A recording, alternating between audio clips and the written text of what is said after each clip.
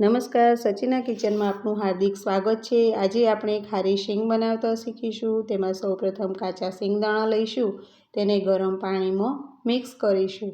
તેને ઉકળતા ગરમ પાણીમાં 5 થી 7 મિનિટ સુધી રહેવા દઈશું, જેથી કરીને તે નરમ થઈ જાય।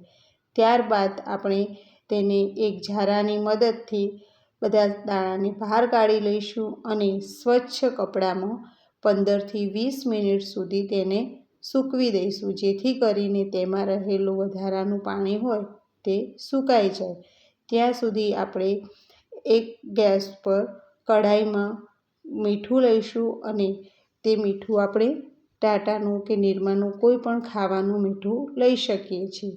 આ રીતે તેમાં મીઠું એડ કરી અને બરાબર શેકાવા દેવાનું છે। તેને 5 થી 7 મિનિટ સુધી બરાબર શેકાવા દઈ મીઠું અને તે મીઠું બરાબર શેકાઈ જાય ત્યારબાદ તેમાં આપણે જે સૂકવેલા શીંગદાણા હતા તે મીઠામાં એડ કરવાના છે। આ રીતે મીઠાની અંદર બરાબર એડ કરી લેવાના, જેથી કરીને તે મીઠું શીંગદાણામાં કોટિંગ થઈ જાય। આ રીતે ધીરે ધીરે તેમાં મીઠું શીંગદાણા ઉપર કોટિંગ કરી લેવાનું છે, જેથી દરેક દાણા ઉપર બરાબર મીઠું ચોંટી જાય। અને આ રીતે તેને હળવે હળવે પહેલાં તેને શેકવાનું છે। આ રીતે મીઠું દરેક દાણા ઉપર કોટિંગ થઈ જાય ત્યારબાદ તેને 10 મિનિટ સુધી બરાબર શેકી લેવાના છે। બરાબર શેકાઈ જાય ત્યારે આપણે જોઈ શકીએ છીએ કે મીઠું અને શીંગદાણા બંને અલગ પડી ગયા છે।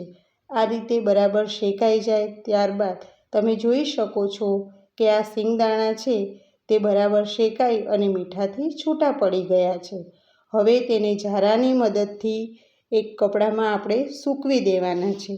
કપડામાં એટલા માટે કે આપણે ડીશમાં કે બીજા વાસણમાં લઈએ તો તે ગરમ છે, તેથી તેનું પાણી વળે અને તે ક્રિસ્પી ના બને। આ રીતે 10 મિનિટ સુધી આપણે બરાબર રીતે તેને સુકાવા દઈશું, જેથી તેનું પાણી નહીં વળે અને ક્રિસ્પી થશે। શું તમે આ રીતે ક્યારેય ખારી શીંગ ઘરે બનાવી છે? જો ન બનાવી હોય તો જરૂર બનાવજો અને મારા વિડીયોને લાઇક, શેર કરીને કોમેન્ટ કરજો।